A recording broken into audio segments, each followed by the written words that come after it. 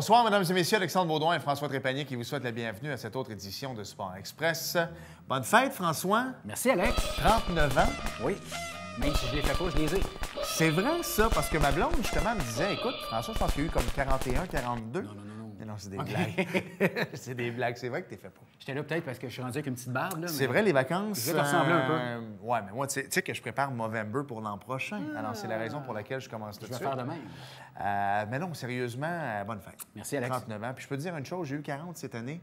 Puis c'est vrai que c'est entre les deux oreilles. Ah ouais. C'est le nouveau 30, c'est le nouveau 25. C'est le nouveau 25 que je me plais à dire. Sérieux, là, regardez les photos du Canadien de Montréal dans les années 70. Prends Yvon Lambert, par exemple.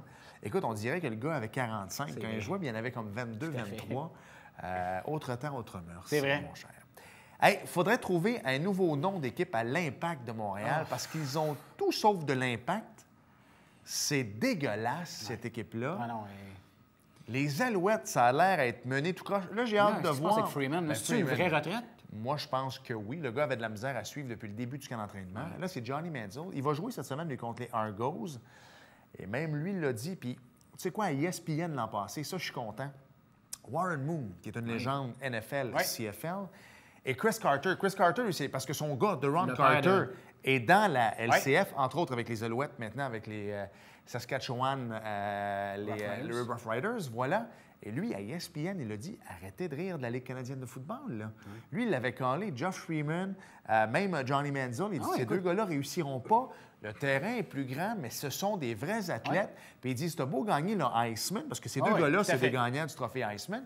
T'as beau gagner ça dans la NCAA. » Il dit « La Ligue canadienne, c'est bien plus fort que la NCAA aux États-Unis. Là. Puis de plus en plus, on le voit, les gens, là, quand ils se font couper, tant qu'à aller gagner 100 000 sur l'équipe de réserve, 100 000 gagnés, 70, 80 000 Canadiens ici, une bonne saison ou deux, retourne de l'autre côté.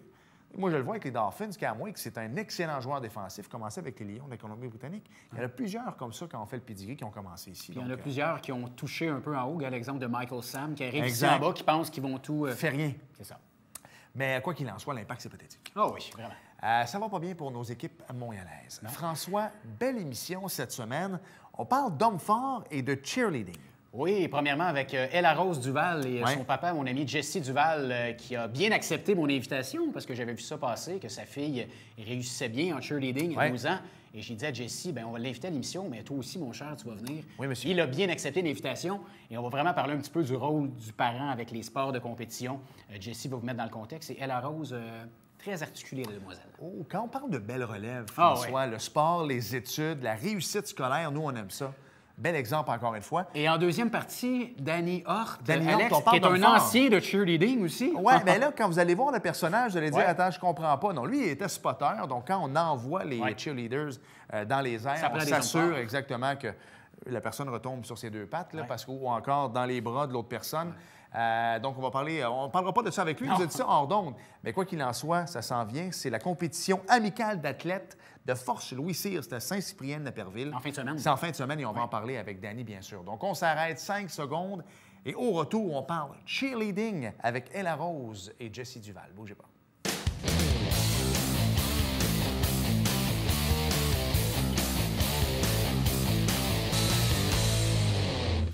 En première partie de l'émission cette semaine, François, toi, ça ne fera peut-être pas partie de ta réalité parce que tu as deux gars. On sait jamais. Mais moi, j'ai deux filles et elles dansent des fois et peut-être que le prochain sport sera attirant pour eux qu'ici. On va parler de cheerleading avec Ella Rose Duval. Salut. Salut. Et son père, Jesse. Salut. Salut, Jess.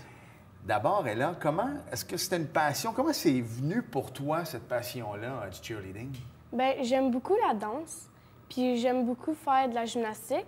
Puis là, j'ai pensé, puis j'ai regardé sur l'Internet, voir qu'est-ce que j'aimais, que c'était les deux.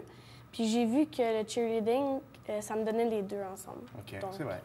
Qu'est-ce que ça t'apporte comme sport? Qu'est-ce que tu aimes dans ce sport-là? Mais j'aime qu'on est capable de lever les personnes, puis les pitcher, puis qu'ils font des affaires dans les airs. J'aime beaucoup les chorégraphies, puis la danse dedans.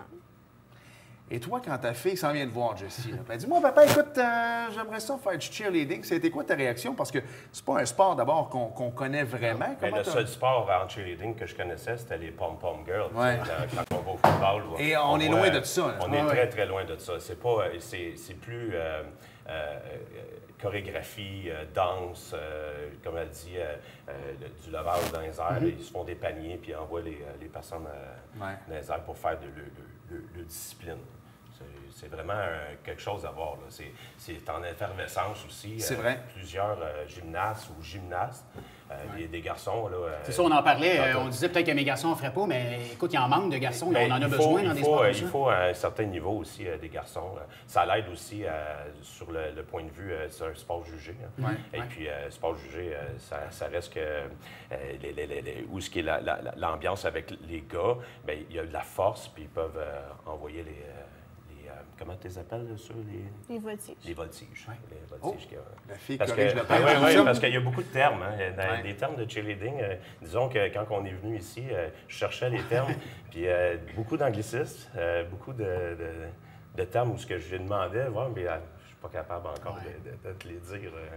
Sur tout ce qui est... Il y a des termes qui vont faire des flics, des flacs. T'as l'air pas si pire, tu regardes, mais t'as pas l'air à côté de fait la des recherches. Comment ça a commencé? Tu as commencé ici, à Saint-Jean-sur-Richelieu. Là, tu es rendu à Candiac, on va en parler tantôt, mais c'est ici, à Saint-Jean, que tu as commencé? Oui. Puis ça avait bien été? Tu avais aimé ton expérience? Oui, c'était... Ben, tu sais, les deux, c'était comme une expérience différente. Puis j'aimais ça Cheertonic, puis j'aime ça, les Coyotes. Tu as 13 ans? 12 ans, tu vas avoir 13 ans bientôt. Ça a été quoi le cheminement, dans le fond? Parce que là, j'imagine que tu as changé d'école et tout ça, tu as remporté des prix, on va y revenir aussi. Toi, c'est de la compétition, là. Ça augmente rapidement tes choses à toi, là. Oui. Comment tu vois ça? Les études, comment ça fonctionne? Est-ce que tu peux aller dans le sport-études? Comment ça Il y a marche? du sport-études qui se fait, mais disons que les écoles qui sont plus privées, comme à la Candiac, bien, beaucoup plus concentrées comme éducation sur le cheerleading. Une chance, en ce moment, on est à l'école de St. John's à Saint-Jean-sur-Richelieu. Ils finissent à 2h30. Il peut prendre son autobus à 3h pour être capable de faire ses devoirs, faire son souper, puis après ça, aller à 5h, 5h15 à Candiac pour, après ça, faire un 3 heures d'entraînement. C'est ça, parce que c'était ma prochaine question. Combiner les études et l'entraînement, quand même, c'est un gros entraînement. C'est combien d'heures semaine que tu consacres à ton sport comme ça? 5 heures. OK. OK. Oui. Ah ben ouais, c'est pas mal. Fait que 5 heures plus les études. Excluant le déplacement à Candiac pour... Oui, excluant le déplacement, plus les compétitions. 4 compétitions par année qui sont à Niagara Falls, qui peuvent être en Floride, qui peuvent être au Mexique. Il y a des compétitions un peu Mais là, on l'a vu dans le journal, justement, à Candiac. Jessie, tu as gagné des prix, tu as remporté des prix. Parle-nous de ça. Ben ouais, le premier prix, on était 3e. OK. Puis tu sais, c'est notre début, là, quand même. Puis notre dernière compétition à Niagara Falls, on était très, chanceux, on peut dire, parce que on avait une équipe qui nous suivait dans toutes les compés puis qui gagnait toujours première place. Puis là, la plus grande compé de l'année... Ils sont pas allés? Non, ils étaient là. OK. Puis on a gagné contre Wow! Non, je recommence pas de la chance. C'est pas de la chance, ça. Non. C'est ça. Non, si c'était pas présenté, on est chanceux. Non, vous avez travaillé fort, vous les avez battus, là. Oui. Wow, bravo, félicitations. Merci. Tu sais, depuis quelques années, nous autres, moi, cheerleading, déjà en partant plus proche de nous, les Alouettes de Montréal, dans la NFL, il y a quelques équipes qui ont décidé de se dissocier de ça. Les Bears de Chicago, entre autres, ils n'ont pas de cheerleading. Tu sais, de plus en plus, il y a des compétitions, on le voit aux États-Unis, à Walt Disney, d'ailleurs, une fois par année, il y a un gros championnat, les écoles NCAA, c'est fou. Ouais. On ne devrait pas amener ça dans les entraques aux Alouettes, il me semble. Là, tu sais, les filles avec les pompons, c'est bien, mais d'amener des chorégraphies, des airs, c'est fou. Dans mes recherches par rapport au nom des flic-flac, j'ai découvert aussi qu'à Pyeongchang, cette année, ça a été un sport qu'ils ont mis d'avance pour le cheerleading. Ils ont fait venir les Norvégiens, Canadiens, Américains pour être capables de promouvoir ce sport-là aux Olympiques. Wow! Non, parce que c'est de l'entraînement, pas à peu près, là, je veux dire. C'est toi, puis c'est sûr qu'on caresse toujours des rêves. Tu te vois où, toi? Qu'est-ce que tu aimerais que ce sport-là t'apporte au cours des prochaines années? Ben, j'aimerais ça comme un bon esprit d'équipe. Tu sais, à l'école, on est tous en équipe. des discussions, puis là, peut-être un travail plus tard, tu sais, que je sois en équipe, puis c'est ça. C'est un travail d'équipe, hein? Mais quand on parle de team building, en cheerleading, si ta coéquipière rate son mouvement ou quelque chose, c'est pas juste elle qui est pénalisée, c'est l'équipe au complet. Donc, il faut apprendre à travailler là-dedans, d'avoir un bon esprit d'équipe. Ouais. C'est vrai. Est-ce que tu as la chance de pratiquer d'autres sports ou tu as vraiment décidé de te concentrer seulement sur le cheerleading? Bien, à l'école, il y a des sports durant lunch. Puis on peut faire des sports, puis c'est ça. Puis tu sais, c'est durant l'école, fait que... OK. Mais en dehors de l'école, tu te concentres sur le cheerleading. Sur le Tu as cheerleading. le flag football aussi. Ouais. En plus? Quand même aussi, OK. Ah, ouais, OK. Puis comment tu vis ça, toi, en tant que père? Parce que, tu sais, on a des enfants, on les regarde. Moi, je compare ça un peu, patinage artistique. Tu sais, là, pour l'instant, peut-être pas d'énormes hautes voltiges, mais on va s'en aller vers là. Des mouvements. Est-ce que c'est stressant quand tu regardes ça de l'extérieur? Stressant. La première compétition que j'ai vue à Saint-Hyacinthe, la première que j'ai vue, c'est une personne en chaise roulante, paraplégique. Après ça, des casques sur la tête parce qu'ils se sont fait frapper par un tibia, par un coude, par un genou. Écoute, j'avais jamais vu autant de blessés dans un sport. Même au hockey, j'ai joué au hockey, puis là, je voyais même pas autant de blessés que ça. Là. Des commotions cérébrales. Il y en a une petite fille là, qui travaille, qui joue avec eux, là, commotion cérébrale, arrêtée 3 mois. Puis là, bien aussi, quand tu enlèves un maillon dans la chaîne, c'est l'équipe au complet. On parlait d'esprit d'équipe, justement. C'est ça, on peut dire là, vraiment là, que s'il manque un joueur, c'est foutu. Là. Même si c'est des pertes de points, amène pas quelqu'un d'autre en spare parce qu'il peut être perdu aussi dans la chorégraphie. Hein. Tu parlais des commotions cérébrales, justement. On le sait, avec le football, les parents, les joueurs sont de plus en plus sensibilisés à ça, on en parle. Est-ce qu'on vous en parle, à vous autres aussi, aux parents également, des risques de blessures du sport en cheerleading? Oui, c'est écrit dans le document. OK. Puis si tu es blessé, ben c'est comme pas leur faute, c'est notre faute. OK. Il faut signer le papier que c'est correct si on se blesse. Donc, Même tu chose, dégages, une décharge, dans le fond. Exact, tu dégages complètement ouais, à 100 OK. Comment ça va, la santé du cheerleading? Parce que on l'a dit tantôt, c'est un sport qui gagne en popularité année après année. Je sais qu'à Saint-Jean, ici, je connais plusieurs jeunes femmes qui en font. Comment ça va? Est-ce qu'il manque de bénévoles? Est-ce que ça va bien? Comment ça... Je te dirais que vu que c'est en effervescence, il manque de coaching qui sont exprès pour le cheerleading. On va avoir des coachings de danse, on va avoir des coachings de gymnase, mais pour mixer les deux, je pense qu'il manque un peu là, de chorégraphie, de chorégraphes un peu plus spécialisés dans le cheerleading. Mais encore là, on voit que ça prend... ça fait quoi, combien de temps, le cheerleading? Au moins une 16 d'années, 16 ans, au moins. Fait que là, il y a déjà des jeunes adultes là, qui commencent tranquillement là, de son ancienne école, qui viennent donner des cours. Là. Écoute, Jesse Duval, on se connaît bien, c'est un homme d'affaires très reconnu à Saint-Jean, mais je le verrais quand même, moi, peut-être se lancer comme chorégraphe dans ses temps libres en cheerleading. Ça pourrait. Commanditaire, j'aimerais. Oui, ça, peut-être. Aller voir, mais les sports jugés, j'aime pas trop. Non, c'est ça, c'est exact. C'est un sport jugé en plus. Ouais. J'ai demandé qu'est-ce que ta fille, comment elle se projette dans l'avenir. Toi, qu'est-ce que tu lui souhaites, en fait, que ce sport-là lui amène? Bien, en ce moment, je suis tellement fier d'elle. C'est discipline à l'école, c'est discipline dans son sport. Elle est capable de mixer tout. Il y a un équilibre. Oui, il y a vraiment un gros équilibre. Puis là, récemment, on a pris une décision point de vue scolaire pour justement qu'elle soit capable encore de faire son cheerleading puis de pouvoir être capable de mixer tout parce qu'à 5h15 à Candiac, normalement, une école va finir vers 5h moins quart, 4h30, plus l'autobus. J'avais pas le goût d'y mettre ça sur le stress de sa vie. Là. Je pense que c'est assez là, avec les devoirs puis le sport. Exact. Les gens ont tendance à oublier 5 heures. Ah, c'est pas si pire. Non, attendez une minute, là, 5 heures sur une semaine normale où tu vas à l'école, où les parents travaillent, déjà qu'on court partout, c'est énorme. Donc, le fait que tu aies des bonnes notes scolaires, tu sais, nous autres, on pousse beaucoup le sport dans les études. Une autre belle preuve encore, François. Bien, le sport en tant que tel aussi, c'est que le sport pour sport, c'est quelque chose qui est accessible. Le sport performance, c'est là qu'il devient le stress un peu familial. Stress financier, stress familial, tu sais, courir partout. Tu sais, j'ai fait aussi les fondations Beauregard-Quintin. On venait en aide à des enfants défavorisés dans le sport. Puis à un moment donné, dans notre comité, pour pouvoir remettre les sous, on s'est rendu compte que c'était pas nécessairement la défavorisation qu'on voyait, c'était vraiment la personne voulait amener son enfant vers la performance. Un hockey peut coûter 50 $. Mais les hockey de performance, c'est 250 Exact. Fait qu'il y a une grosse différence entre... Je pense que le sport est quand même accessible, mais sur le côté performance, là, c'est tout un autre game. Ella Rose, merci. Merci. Félicitations. Ouais. On t'encourage à continuer. Merci. Passe un bel été. Une des plus jeunes invitées de l'histoire de Sport Express. Bravo. On va regarder C'est ça pas- peut-être dans 10 ans. Puis on va Si dire, c'est pas la plus jeune qui a c'est commencé ici qu'elle a ici. commencé. Bonne fête, François. Merci, Oui, Jesse. c'est vrai. Ça t'a donné combien? Je te l'ai même pas souhaité. C'est Alexandre. On est près de la quarantaine, mon grand. Ah, 39? Ah, c'est pas si mal. Merci beaucoup. Merci. Merci. Merci.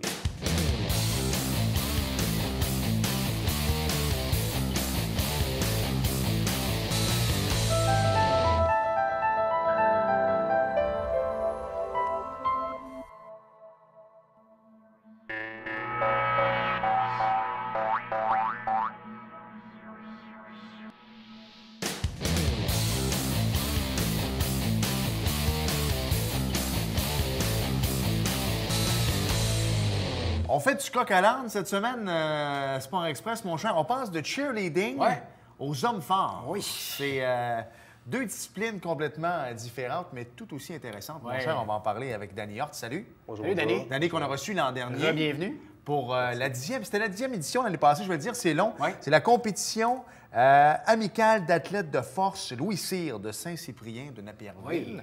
Oui. 10e édition l'an dernier. Donc, si mes cours de maths sont bons, c'est la 11e édition cette année. C'est effectivement la 11e. D'abord, comment ça a été? On ne s'est pas parlé depuis un an. Ça a été un franc succès, je pense. Hein? Oui, oui, ça avait été vraiment un franc succès. On avait reçu presque 800 spectateurs. On avait 36 athlètes, autant hommes que femmes, sans compter des athlètes étudiants, parce qu'on avait introduit une compétition de force inter-école secondaire de la MRC. Puis on avait accueilli Jean-François Caron sur place, l'homme fort du Canada actuellement et 5e au monde. Puis on avait reçu aussi l'Association Bras de fer Québec, qui avait fait en sorte qu'il y avait de la foule un peu partout, là, en tout temps, là, sous le chapiteau. C'était vraiment intéressant. Danny, parle-nous un petit peu. Qu'est-ce que ça mange en hiver, cette compétition-là, cet événement-là, pour les gens à la maison qui nous regardent, puis qu'on parle d'athlètes de force? Qu'est-ce que c'est?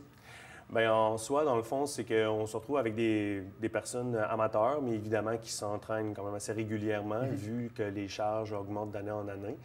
Dans le fond, comme cette année, ils vont avoir à effectuer le backlift à Louis Cyr. Dans le fond, c'est une charge qu'ils ont à soulever avec le bas du dos. C'est un appareil unique au Canada qu'on a en fait fabriqué l'année passée, spécialement pour l'événement que Jean-François Caron avait effectué 2454 Bon, on voit la livres vidéo dessus. en ce moment, là, c'est quelque chose. Donc, c'est ça. Cette année, on va réavoir notre backlift. On va avoir aussi, dans le fond, le lever du bio.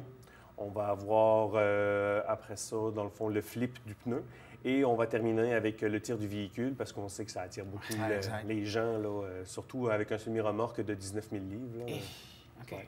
19 000 livres. Oui. Puis, On est loin de ce que je fais. Imagine-moi. Comment va, pas la compétition, mais comment vont les inscriptions? Parce qu'il y a beaucoup de gens de plus en plus qui font du CrossFit. Tu parlais de pneus, de plus en plus, les gens s'entraînent. Je pense qu'en 2018, on veut être en forme, on veut vieillir, on veut vivre plus longtemps. Est-ce que ça a des répercussions au niveau des... Est-ce qu'on voit qu'il y a de plus en plus de gens qui veulent s'inscrire à ce genre de truc? d'année en année, on a remarqué qu'effectivement, il y avait une augmentation du nombre. Puis depuis les dernières années, c'est quand même relativement stable. Et de toute façon, nous, on accueille un maximum de 40 athlètes, la question logistique. Ouais. Et on a presque atteint le nombre, là. Fait que, dans le fond, il va peut-être avoir quelques inscriptions de dernière minute. Mais c'est tout. Mais c'est 40 athlètes au total. Wow. Parlons un petit peu de ton rôle dans l'organisation. Qu'est-ce que tu supervises, toi, Danny? C'est la supervision globale de l'ensemble de l'événement, c'est-à-dire les commanditaires, la publicité, les réseaux sociaux, les inscriptions. Bref, je fais pas mal de tout. C'est sûr, j'ai une équipe aussi derrière moi que je leur confie des tâches à effectuer pour faire en sorte qu'on puisse arriver dans les temps. Mais en gros, c'est pas mal ça que j'ai à faire comme travail. Mais il dira peut-être pas, Alex, mais il est lui-même un homme fort. Oui, exact, c'est vrai. Oui, effectivement. Disons que je m'entraîne encore, mais les compétitions, j'en fais un petit peu moins et je manque un peu de temps. Sauf que ça arrive des fois, je fais des démonstrations, comme dernièrement, j'étais allé à l'émission Génial à Télé-Québec. Ouais. J'ai fait une démonstration deadlift à 514 livres. Là. On en avait parlé à l'émission l'année passée, mais on t'a également vu à la télévision dans quelques films, dont Louis Cyr, justement. Oui, Louis Cyr, les pays d'en haut aussi. On a besoin de grands et athlètes comme toi. C'est vrai que dans les pays d'en haut, ça prend une shape comme la tienne. Ça prend une shape des années 1800. Oui, c'est ça. Et en plus, il joue dans les pays d'en haut, celui qui a interprété Louis Cyr aussi J'oublie le nom, mais Antoine Bertrand. Antoine Bertrand, exactement, elle joue dans les Pays d'Or. Oui. Donc, Oui. c'est une belle continuité. À quoi est-ce qu'on peut s'attendre en fin de semaine? Moi, ça me tente d'y aller. Qu'est-ce que y aller avec les enfants? Qu'est-ce que j'ai trouvé sur place? Oui, beau temps, mauvais temps. On va être sous un grand chapiteau de 60 pieds par 150 pieds. On va avoir des estrades pour accueillir le monde, bars, services de restauration, jeux gonflables pour les enfants. On va avoir du maquillage aussi. Les enfants aiment bien ça. Ouais. On va avoir des kiosques aussi, exemple, là, pour des produits d'entraînement comme Popeye. On a des gyms aussi qui vont être sur place, comme le SSP Barbell Club. Le gym aussi Synergie, qui est de Saint-Cyprien, qui va être sur place.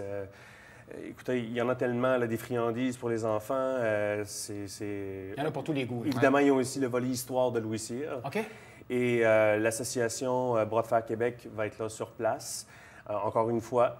Puis, je ne peux pas encore me prononcer à 100 % On a peut-être une primeur, dans le fond. Ah, tu peux, Vas-y. On est entre nous. J'attends confirmation à 100 % OK. mais on devrait recevoir un ancien homme fort professionnel OK. de la Côte-Nord qui viendrait établir un record sur notre backlift pour relancer les hommes forts professionnels à venir OK. le battre, OK. dans le fond, si effectivement il effectue une charge quand même assez élevée. Donc, toi, ce que tu aimerais, c'est que d'année en année, il y a quelqu'un qui viendrait pour lancer le défi à l'autre de l'année d'avant. et ainsi de suite. Effectivement, on ne sait jamais. Peut-être que cette année, le poids qui va être établi par la personne en question va faire en sorte qu'il va peut-être égaliser ou peut-être même plus le poids que Louis Cyr avait fait de 4364 livres. Ouais. L'année passée, c'est 2008, lui, que la vidéo qu'on a vue tout à l'heure? C'était 2454, mais Jean-François, dans le fond, il avait juste fait ça pour Juste pour le s'amuser. plaisir, mais lui, Oui, il peut oui, aller oui, oui. jusqu'à quoi, par exemple? Ah, sûrement beaucoup plus haut, je ne pourrais OK. pas vous dire, mais je peux vous confirmer qu'il se réchauffait. Là. Non, mais ce que je veux dire, c'est qu'on a vu la vidéo, puis c'est 2400. Ça a l'air incroyable. Là, on Facile. parle de 2000 livres de plus. Ouais. Ça n'a pas de bon sens. On verra.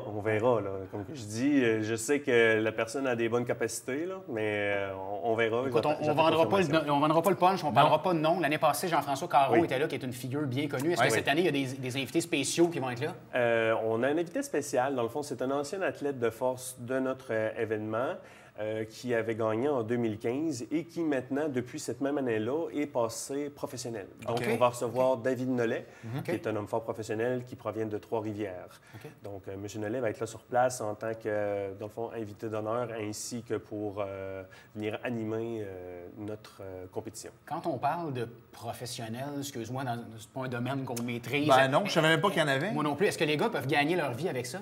Est-ce qu'il y a des compétitions à travers le monde que tu peux gagner ta vie? Actuellement, en tout cas, au niveau canadien, non, les athlètes ne peuvent pas nécessairement gagner leur vie comme ça. OK. Ils doivent quand même avoir un autre travail. Bien souvent, ils ont des gyms ou quelque chose OK. du genre. Pour essayer de compenser. Mais comme Jean-François, c'est sûr que là, ça commence à être pas pire pour lui. C'est sûr qu'évidemment, éventuellement, avoir des gros commanditaires pourraient faire en sorte que là, oui, effectivement, un peu comme Hugo Girard, Ouais. il pourrait effectivement OK. en vivre de ça. Mais là, OK. pour l'instant, non, le sport ne le permet pas. Mais c'est On un souhaite que beau ça- sport. Ouais. Oui, oui, ça prend de l'ampleur. On verra. Quelqu'un qui voudrait faire ça. Tu as commencé à quelque part, on s'entend, Oui. avec des charges de 10 livres, comme on fait toi et moi. Quelqu'un qui aimerait, au fil des années, arriver peut-être au genre de compétition qu'on va assister en fin de semaine prochaine. Qu'est-ce que tu conseilles aux gens? C'est le bas du corps, c'est le haut. Tu sais, c'est souvent les gens vont le chest, les épaules. Chest-bras. Ça, c'est tellement une erreur. Ben, c'est ça, exactement. Il faut que ça soit général. Tu ne peux pas dire je suis plus fort du haut, plus fort du bas, parce que quand tu vas arriver dans certaines épreuves, tu vas être pénalisé. Et, exemple, il y a des épreuves, tu vas être super fort, comme la levée du bio, si tu es fort du haut du corps. Mais aussitôt, exemple, que si tes jambes sont un peu plus faibles, tu vas arriver dans une épreuve, exemple, comme le tir du véhicule ou la marche du fermier, bien, tu vas avoir de la difficulté. Tu vas avoir une bonne grippe, mais tu vas avoir de la difficulté à traîner la charge parce que tu n'es pas fort Danny, de partout. je t'interromps, mais est-ce que tous les compétiteurs qui sont sur place font toutes les épreuves ou ils choisissent leur Non, épreuve? ils sont obligés de faire chacune OK, des épreuves. OK, quand Et même. c'est cumulatif pour... De là que tu parles que c'est important. Pour ça, il faut que tu sois versatile, Ouais, ouais. en fait. Oui, là. oui. On le voit très bien là, quand les athlètes là, s'entraînent de façon globale. On voit que c'est eux qui performent le plus, puis ceux qui sont plus spécifiques, bien là, en général, ils vont avoir certaines difficultés à certaines épreuves. On rappelle les dates, c'est en fin de semaine? Oui, samedi le 2 juin, de 10h à 18h à la municipalité de Saint-Cyprien-de-Pierreville, au 121 Rancir. Les coûts d'entrée, si les gens veulent plus d'informations, c'est un site web, page Facebook? On n'a aucun coût d'entrée. C'est gratuit. Malgré le temps qui passe, c'est toujours gratuit. C'est rare de nos jours. Oui, monsieur. Oui, ben, on se dit qu'on veut le faire profiter le plus possible à toute la population. Puis notre site Internet, dans le fond, qui est un peu notre page Facebook, dans le fond, la CAAF Louis Cyr, on la trouve automatiquement là, sur Internet avec ce logo-là qui est très, très prédominant. Good. Danny, merci beaucoup. C'est un rendez-vous. On souhaite du beau temps pour en fin de semaine. Merci. Et on se revoit à pareille date l'an prochain. Merci beaucoup, Danny. Prochaine. Merci. Merci. Bye bye.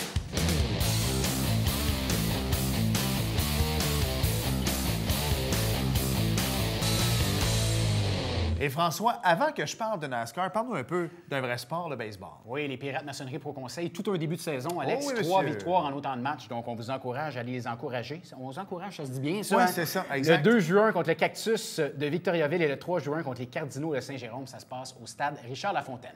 Mon cher François, il y avait du NASCAR en fin de semaine. C'était le Coca-Cola 600. Oui. Alors, comme je suis un excellent accessoiriste, j'ai amené une bouteille de Le Pepsi. commanditaire est sur place. Voilà, le commanditaire est là. Donc, c'était le Coca-Cola 600, 13e épreuve de la saison 2018 de la série Monster Energy de NASCAR. Qu'est-ce qu'il y a? Ben non, mais c'est pas grave. Claude cherche la bouteille. Là. C'est ça, exactement. Oui, je sais que c'est le compétiteur, je connais ça, mais c'est pas grave. Alors, ça a eu lieu ce dimanche dernier sur l'Oval de Charlotte, en Caroline du Nord. C'est Kyle Busch. Écoute, il a dominé, François, l'épreuve d'un bout à l'autre, 377 tours sur 400, pour remporter une 4e course cette saison.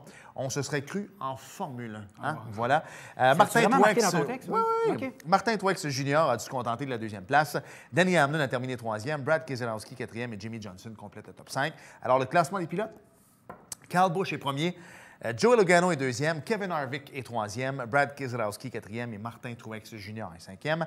Prochaine course, c'est le 3 juin à 14h. C'est le Pocono 400 sur le trioval de 2,5 milles de Pocono Raceway. C'est où ça, Pocono? Je pourrais pas dire. C'est à Long Pond, Pennsylvanie, mon cher. Long Oh oui, belle place, belle place. Les soirées sont longues. Oh oui. Merci, François. On manque pas le chat la semaine prochaine, hein? Non, c'est vrai, la semaine prochaine, Jean-Pascal, Yvon Michel. Jean-Pascal? Steve Bossé. Non, mais vous allez comprendre pourquoi, parce qu'on fait des petites analogies là-dedans. Donc, voilà, petit Coca-Cola 600. À la semaine prochaine. Salut. Bye bye.